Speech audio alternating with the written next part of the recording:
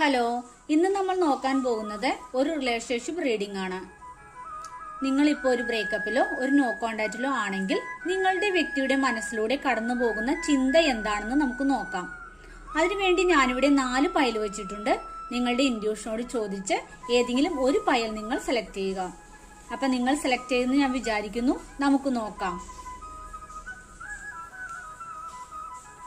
നിങ്ങൾ ആദ്യത്തെ പൈലാണ് സെലക്ട് ചെയ്തെങ്കിൽ ആ വ്യക്തി നിങ്ങളെ എല്ലാ അർത്ഥത്തിലും ഒരു നല്ല പാർട്ണറായിട്ടാണ് കാണുന്നത്.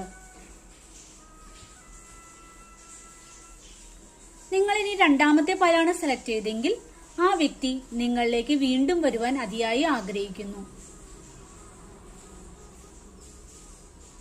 ഇനി നിങ്ങൾ മൂന്നാമത്തെ പൈലാണ് സെലക്ട് ചെയ്തെങ്കിൽ ആ വ്യക്തി നിങ്ങളിലേക്ക് ഒരു സ്നേഹത്തിന്റെ കപ്പുമായി വരുവാൻ ആഗ്രഹിക്കുന്നു.